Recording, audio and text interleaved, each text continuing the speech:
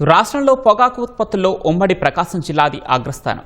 అలాంటి జిల్లా పొగాకు రైతులకు ఇప్పుడు కొండంత కష్టం వచ్చింది. ఒకవైపు గిట్టుబాటు ధర రాక, మరోవైపు బోర్డుకు తీసుకొచ్చిన నో బిడ్డింగ్ వల్ల నష్టపోతున్నట్లు పొగాకు రైతులు వాపోయారు. నాణ్యత లేకపోవడం వల్లే పొగాకు కొనుగోలు చేయటం లేదని కొనుగోలుదారులు కుంటిసాకులు చెబుతున్నారని ఆవేదన వ్యక్తం చేశారు.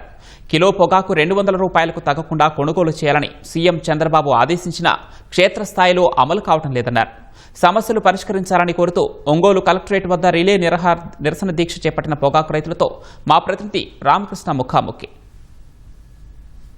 పొగాకు ఉత్పత్తుల్లో ప్రకాశం జిల్లా రాష్ట్రంలోనే ప్రథమ స్థానం అని చెప్పాలి. అయితే ఈ ఏడాది మాత్రం పొగాకు రైతులకి కష్టాలు ఎదురవుతూ ఉన్నాయి. ఉత్పత్తి అయిన పొగాకు మాత్రం బోర్డు దగ్గరికి వెళ్ళి తిరిగి నో బిడ్డింగ్ రూపంలో తిరిగి వెనక్కి తీసుకువెళ్లాల్సిన పరిస్థితి అయితే ఉంది.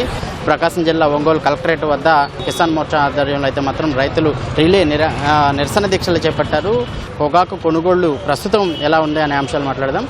సార్, ఈ పొగాకు కొనుగోలుకి ఇప్పటికే సీఎం 200 కేజీకి నిర్ణయించాలని చెప్పి కూడా ఆదేశాలు జారీ చేశారు. క్షేత్రస్థాయిలో ఎలా ఉన్నాయి?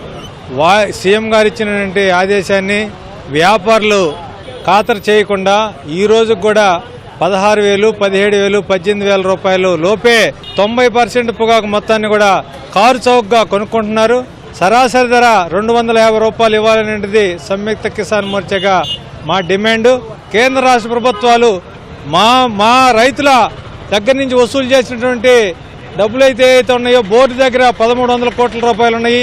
అదేవిధంగా కేంద్ర రాష్ట్ర ప్రభుత్వాలు దాదాపు 1,40,000 కోట్ల రూపాయలు ఈ యొక్క పొగాకు ధర, విదేశీ మార్గద్రవ్యం అయితేమి, ఎక్సైజ్ సుంకం ధర వస్తూ ఉంది.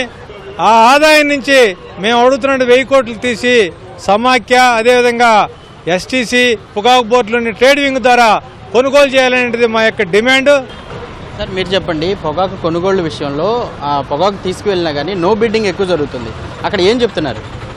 పొగాకు క్వాలిటీ తక్కువ ఉందనే పేరుతోటి నో బిడ్లు దాదాపు 30% ఈ రోజు కూడా, ఒక్కో ఫ్లోర్లో అయితే 40% కూడా నో బిడ్లు జరుగుతూ ఉన్నాయి. పొగాకు నో బిడ్లు చేయటం ద్వారా ఇనికి తీసుకెళ్ళటం అనేది రైతులకి ఖర్చుతోటి, శ్రమతోటి కూడుకున్న పని. నెల 15 రోజుల నుంచి సమీక్ష సమావేశాలు, చర్చలు జరుగుతున్నాయి తప్ప ఒక స్పష్టమైన ప్రకటన కనీసం రాష్ట్ర ప్రభుత్వం నుంచి కానీ కేంద్ర ప్రభుత్వం ఇప్పటి వరకు రాలేదు. కాబట్టి ఇప్పటికైనా రాష్ట్ర ప్రభుత్వం ముందుకొచ్చి ఈ రాష్ట్ర పొగాకు రైతులను ఆదుకోవటానికి మీ వంతు బాధ్యతగా నిధులు కేటాయించండి. మీరు చెప్పండి, మీరు ఎంత ఇప్పుడు వేశారు, పొగాకు ఎంత వేశారు? ఈ గత ఏడాది ఖర్చులు కావచ్చు, అలాగే మీకు వచ్చిన ఆదాయం ఎలా ఉంది, ఈ ఏడాది ఖర్చులు ఎలా ఉన్నాయి, అలాగే అక్కడ కొనుగోళ్లు ఏ విధంగా ఉన్నాయి? 16 ఎకరాలు పొగాకు వేసాను. ఆ 16 ఎకరాల్లో 60 పైసలు నెంబరు, 40 పైసలు లోగేడు పొగాకు వచ్చింది. ఇప్పుడు 2 రౌండ్లు అమ్మాను. 8 చెక్కులు ఇచ్చారు. 8 చెక్కుల్లో కూడా 3 చెక్కులు నోబిట్లు అయినాయి. ఈ సంవత్సరం మార్కెట్ మరీ దారుణంగా ఉంది. మాకు బేరణకు వచ్చి 4 లక్షల కాడి నుంచి 5 లక్షల దాకా మేము లాస్ రావచ్చని మేము అనుకుంటున్నాము. పొగాకు కొనుగోలు చేసి రైతుల్ని నష్టాల బారి నుండి బయట వేయవలసిందిగా కోరుతున్నాం. సార్, మీరు చెప్పండి, ఈ మిగిలిపోయిన పొగాకునైతే మాత్రం కోల్డ్ స్టోరేజ్ తీసుకెళ్తున్నారు. అక్కడ ధరలు కూడా గత ఏడాది కంటే కూడా ఈ ఏడాది ఎక్కువ ఉన్నాయని చెప్తున్నారు. వాస్తవేనా? వాస్తవం అండి. గత సంవత్సరం ఏసీల్లో పొగాకు ఒక చెక్కుకి 700 రూపాయలు ఉంటే ఈ సంవత్సరం 850 రూపాయలు అద్దెలు పెంచారు. కానీ గత సంవత్సరం 28,000 రూపాయల ధర నిర్ణయించి ఈ సంవత్సరం 25,000 రూపాయలు ధర నిర్ణయించారు. మొదటి నుంచి ఇప్పుడు దాకా 60% నుంచి 40% దాకా ఇప్పుడు కూడా నో బిడ్లు వేస్తూ ఉన్నారు. పొగాకు ఈ సంక్షోభం పరిష్కారం కావాలంటే కేంద్ర రాష్ట్ర ప్రభుత్వాలు 2 కలిసి 1,000 కోట్ల రూపాయలు నిధులు కేటాయించి బోర్డు ద్వారా, సమైక్య ద్వారా, ఎస్టీసీ ద్వారా కొనుగోలు చేయాలని చెప్పి కోరుతా ఉన్నాం. దానిలో భాగంగానే గత 2 నెలల నుంచి ఆందోళన చేస్తూ ఉన్నాం. మీరు ఎంత వేశారు మీ ప్రస్తుత ప్రోడక్ట్? 2 బ్యానీలు.